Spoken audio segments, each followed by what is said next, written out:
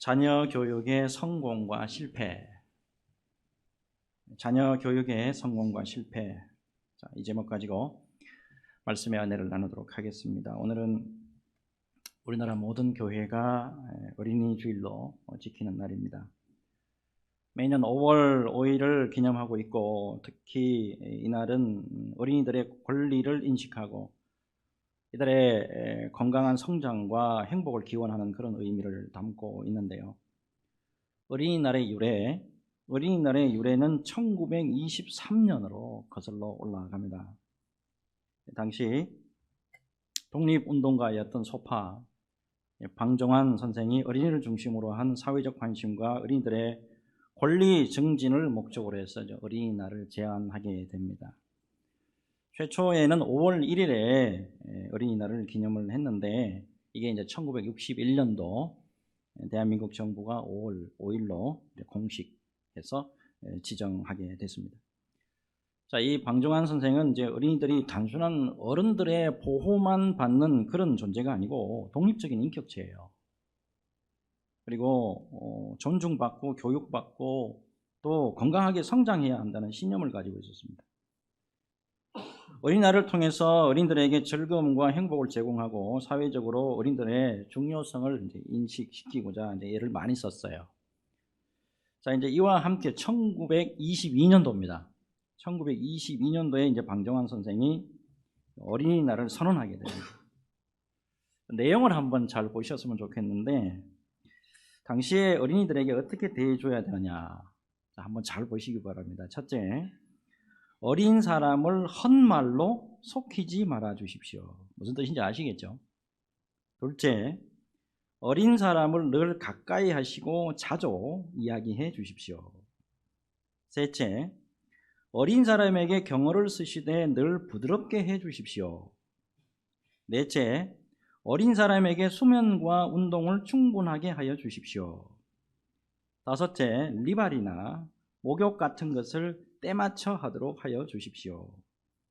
여섯째, 나쁜 구경을 시키지 마시고 동물원에 자주 보내 주십시오.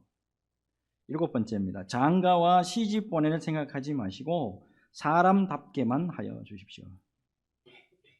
그 당시에 어린아이들을 이렇게 좀 대해 주셨으면 합니다 라는 그런 내용이에요. 근데 오늘날 우리가 살고 있는 이 시대에는 좀 많이 변화를 경험을 했습니다. 그죠? 자녀들이 지나치게 너무 과잉 보호를 받는 시대가 아니냐, 이런 생각을 해봅니다. 아이가 학교에서 무슨 일을 당하면 어때요? 난리가 나죠? 저희 때만 해도요, 학교에서 선생님한테 매를 맞고 돌아와서 어른들에게 군시렁 뭔가 불평불만을 하잖아요.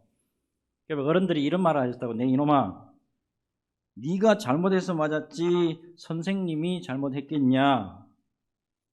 되려 호통이 돌아왔습니다. 그래서 아예 학교에서 무슨 일이 생기면 아무 말 하지 않았습니다. 근데 오늘날에 우리 모습은 어떠하냐?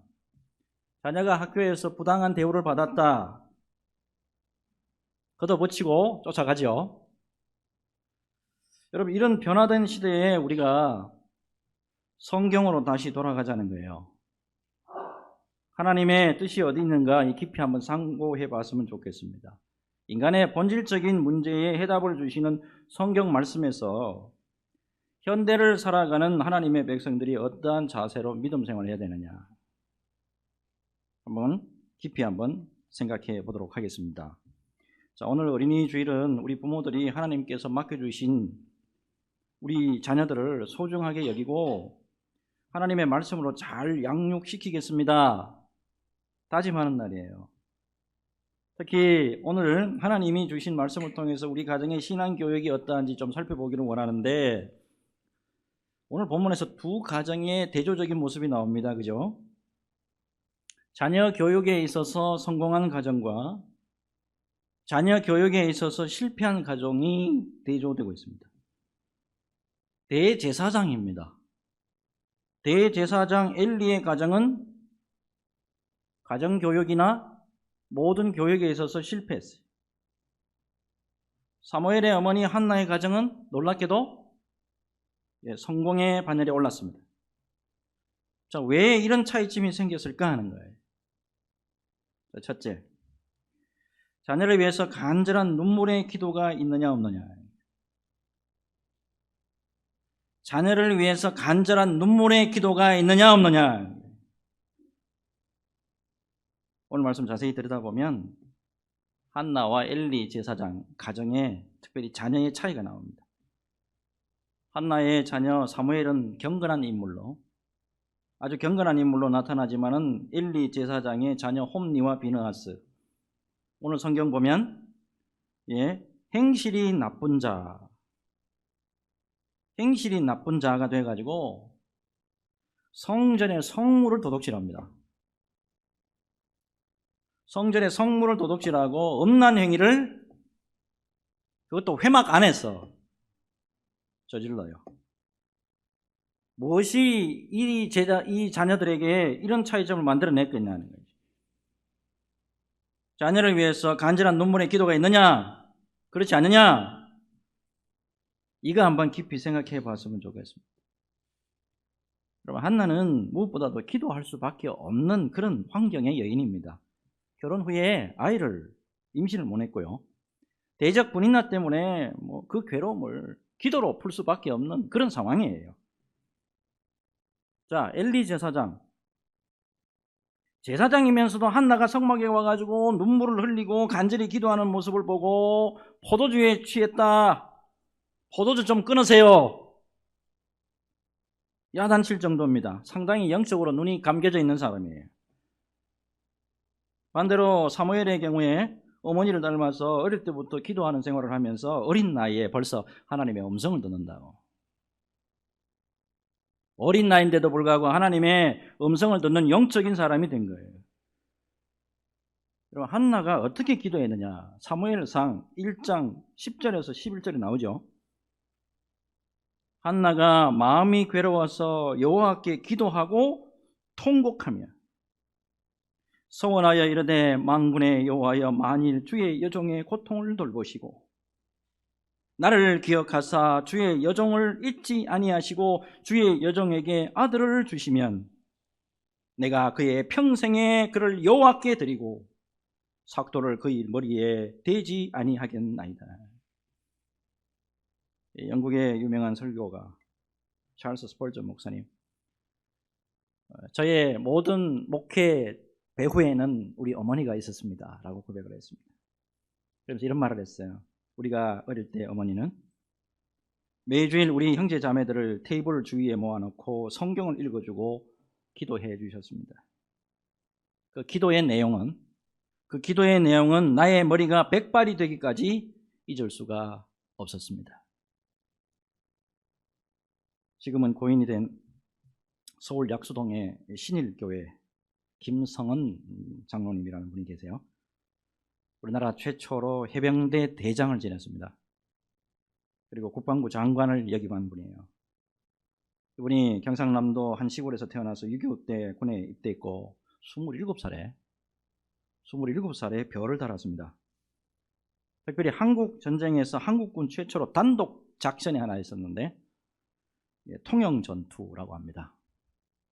통영전투에서 해병대로서 처음으로 승리를 맛봐요. 이때 미국 사람들로부터 어떤 칭찬을 받게 됐냐면 귀신 잡는 해병이다. 귀신 잡는 해병 하면 이분이에요. 전쟁이 끝난 다음에 어머니께 찾아가서 인사를 드렸는데 모자에 별을 달고 아주 뻣뻣하게 목에 힘을 주고 고향에 갔습니다. 온 동네가 경사났다고 잔치를 벌이는 등 환영이 대단했어요. 그런데 가장 기뻐해 주셔야 될 어머니가 어딘가 씁쓸한 모습을 보이는 겁니다. 며칠간 쉬다가 돌아가는 날 어머니가 그를 불러서 앉혀놓고는, 얘야, 아무리 바빠도 예배는 드리고 가야지. 그날이 바로 주일이었어요. 예배에 참석하고 돌아온 후에 어머니는 아들 앞에서 치마를 걷어올립니다. 그리고 무릎을 보여줘요. 깡마른 무릎에 굳은 살이 박혀 있는 것이었습니다. 잘 보소. 잘 보소. 여기 굳은 살이 박힐 정도로 너를 위해 기도하고 있다는 것을 잊지 말고 어디를 가든지 신앙생활 잘하소. 충고해 줬어요. 그때 장로님은 큰 감동을 받고 눈물을 흘리면서 그동안 모든 위기에서 건진받은 것이 어머니의 불타는 기도를 들으신 하나님의 은혜였구나 깨달았어요. 무엇보다도 장로님이 별을 달고 처음 인사하러 온 날 어머니가 매우 중요한 말씀을 하시게 됩니다. 당신이 달고 온 그 별, 네가 달고 온 그 별 언젠가는 떨어질 똥별이다. 나는 네가 하늘의 별을 달기를 원한다. 네가 어느 지역에 가서 어느 위치에 있든지 거기서 복음을 전하고 교회를 세우는 일에 소홀히 해서는 아니 될 게야. 장로님은 마침내 사성 장군이 됐고 국방부 장관까지 오르게 됩니다. 놀랍게도 가는 곳곳마다 어머니 말씀대로 복음을 전하고 군부대에 수많은 예배당을 세웠습니다. 그리고 전역한 다음에 하나님께서 주셨던 모든 땅 다 팔아가지고 서울 약소동에 신일교회를 세웁니다. 예배당을 봉헌한 다음에 예배당 사진 구석구석 다 찍어가지고 어머니에 가지고 갑니다. 그리고 큰절을 올리면서 어머니 이 예배당을 어머니의 아들이 건축위원장이 돼서 하나님께 지어서 봉헌 올려드린 겁니다. 라고 하면서 예배당 사진을 다 보여줍니다. 그러자 어머니는 눈물을 흘리면서 나는 네가 목사가 되기를 위해서 간절히 기도했다. 그런데 네가 목사는 되지 못했지만 이제야 네가 하늘의 별을 달았구나. 그 예배당을 통해서 많은 심령들이 하늘의 별이 되어서 올라가게 될 거야. 이제야 네가 땅에서 썩을 별이 아닌 하늘에서 영원히 빛나게 될 별을 달았구나. 어머니가 기뻐하셨어요. 여러분, 기도는 절망을 이기고 승리를 가져오는 능력이에요. 기도는 마음의 아픔과 슬픔과 고통을 없애고 기쁨을 가져다 오는 축복의 통로, 틀림없습니다. 여러분, 좋은 아버지가 되고 좋은 어머니가 되기를 원한다면 기도의 사람이 되어야 되고, 자녀들이 훌륭한 인물이 되기를 원하시면 기도하는 부모가 되시기를 바랍니다. 예수님이 십자가에 못 박히기 위해서 무거운 십자가를 지고 가실 때 여인들이 따라왔잖아요. 그때 돌아보시면서 예수님이 이렇게 말씀하시죠. 예루살렘의 딸들아, 예루살렘의 딸들아, 나를 위해서 울지 말고 너희와 너희 자녀를 위해서 울라 하셨어요. 한나의 가정이 영광스러운 가문이 된 것은 모든 문제를 눈물의 간절한 기도로 풀어냈다라고 하는 데 있습니다. 오늘날도 가정이 화목하고 자녀들이 잘 되는 길은 오직 부모들의 기도에 달려 있다라는 겁니다. 기도하는 어머니에게서 사무엘 같은 귀한 인재가 나오지만 기도하지 않은 부모에게서 홈리와 비나스 같은 자가 나올 수 있다는 것을 여러분 깊이 생각해 보셨으면 합니다. 기도하는 부모의 자녀들 절대 하나님이 붙들어 주신다는 것을 깊이 새기시고 언제나 기도의 자리에서 부모의 사명을 다하는 저와 여러분 되시기를 예수 그리스도 이름으로 축복합니다.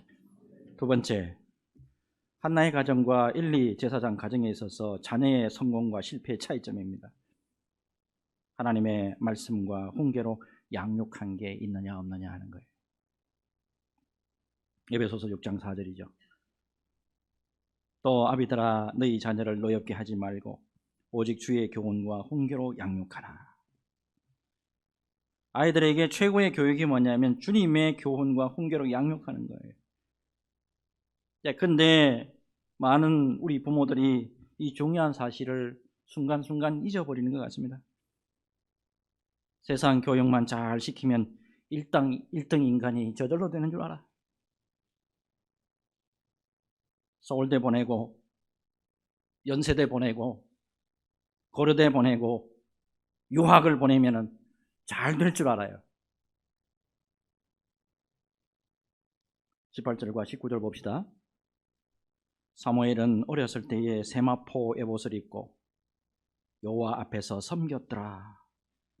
그의 어머니가 매년 드리는 제사를 드리러 그의 남편과 함께 올라갈 때마다 작은 겉옷을 지어다가 그에게 주었더니 그랬습니다. 사무엘의 경우에 어릴 때부터 하나님의 성전 중심, 어릴 때부터 예배당 중심의 삶을 살았습니다. 당연히 하나님의 훈계와 교훈 속에 있을 수밖에 없죠. 특별히 19절의 말씀 보니까 매년 사무엘에게 작은 겉옷을 지어다가 주었다 기록되어 있습니다. 그 옷을 지어다 주면서 한나가 무슨 생각했을까요? 한나가 당연히 눈물로 기도했을 거예요.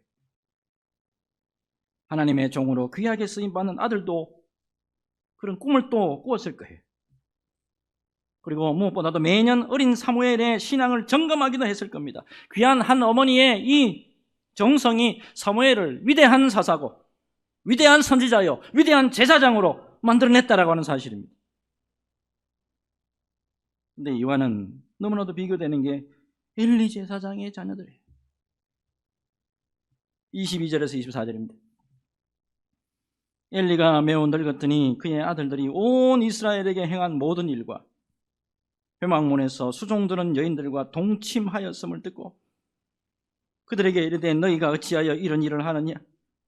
내가 너희의 악행을 이 모든 백성에게서 듣노라. 내 아들들아 그리하지 말라. 내게 들리는 소문이 좋지 아니하니라. 너희가 여호와의 백성으로 범죄하게 하는도다. 두 아들이 있습니다. 모두 아버지의 대를 이어서 제사장입니다. 성직자들이야. 근데 놀랍게도 하나님의 제사를 멸시하는 중죄를 저지르게 됩니다. 이렇게 되면 아버지가 가만히 있으면 안 되죠. 또 놀라운 것은 그 중죄를 범했음에도 전혀 일도 두려워하지 않아요. 특별히 12절 엘리의 아들들은 행실이 나빠 여호와를 알지 못하더라 그랬습니다.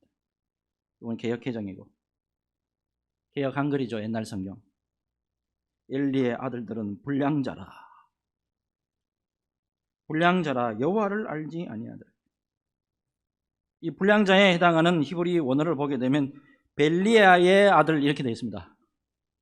벨리아의 아들, 귀신의 아들. 아주 극악하고 배역했다는 것을 말해주고 있습니다.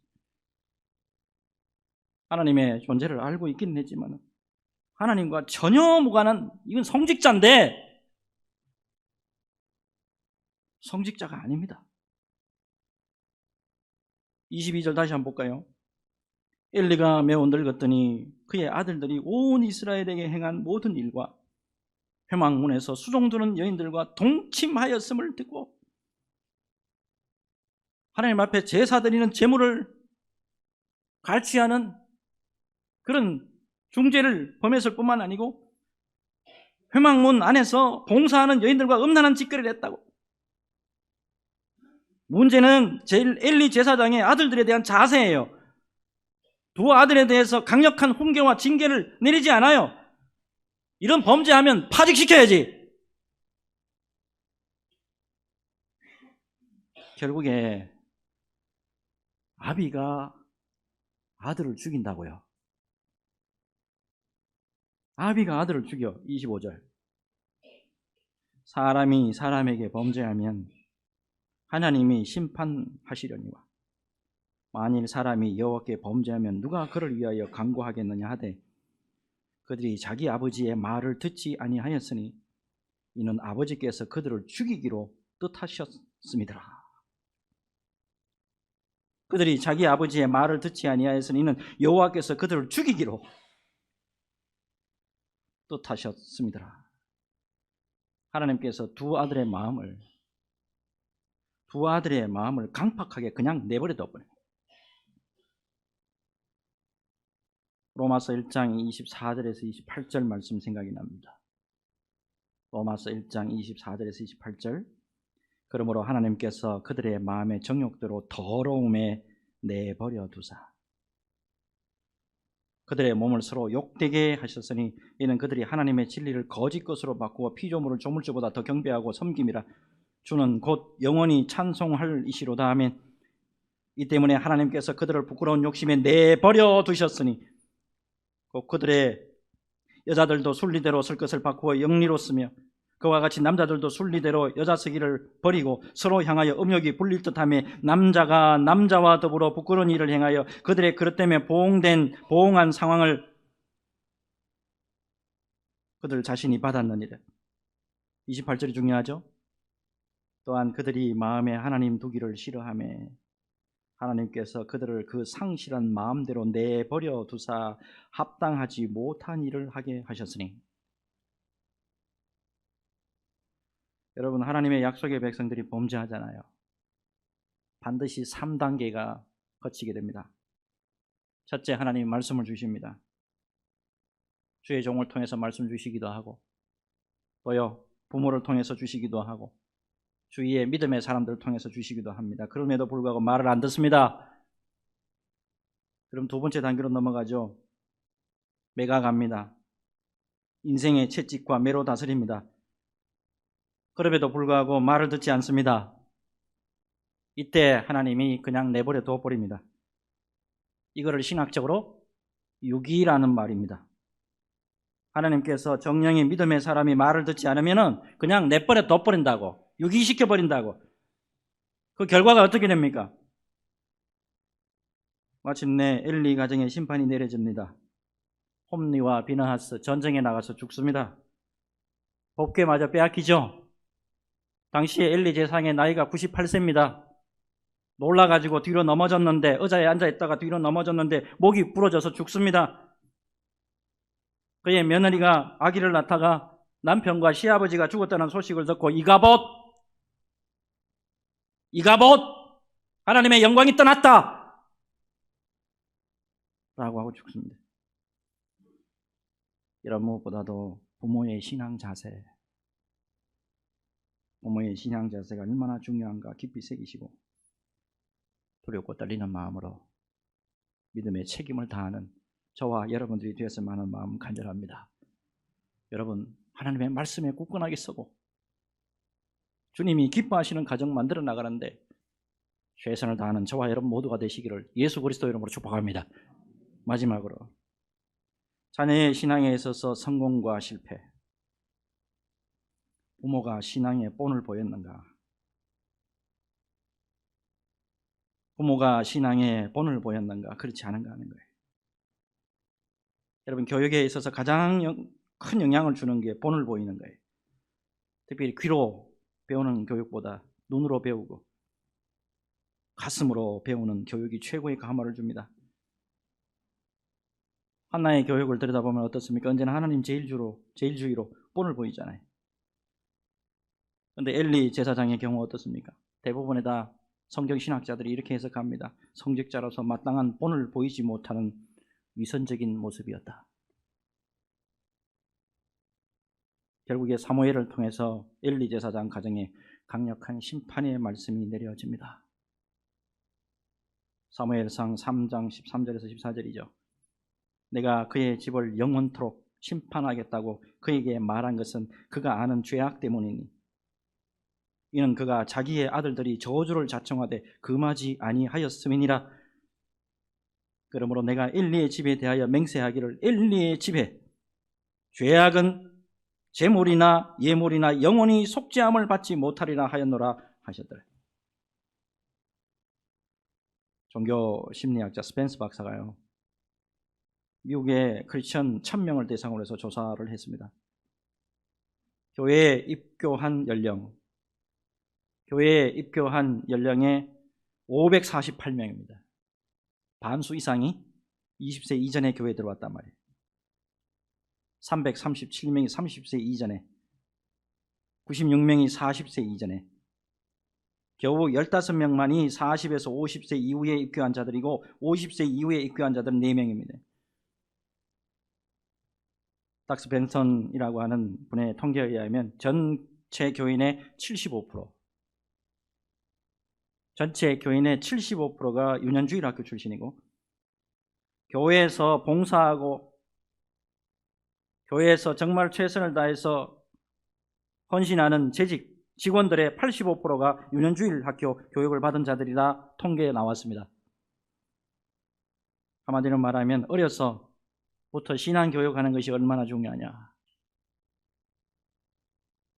잠언서 22장 6절입니다. 마땅히 행할 길을 아이에게 가르치라. 그리하면 늙어도 그것을 떠나지 아니하리라. 말씀을 준비하면서 깊이 깨닫는 게 있습니다. 어느 한 가정이요, 신앙의 명문가가 되는 게 이게 결코 그냥 되는 게 아니라는 거예요. 어릴 때부터 철저한 신앙교육, 그리고 커다란 비전이 어우러질 때 이루어진다는 거예요. 대표적인 예가 김성규 전 국가정보원장의 가문에 다 자녀들입니다.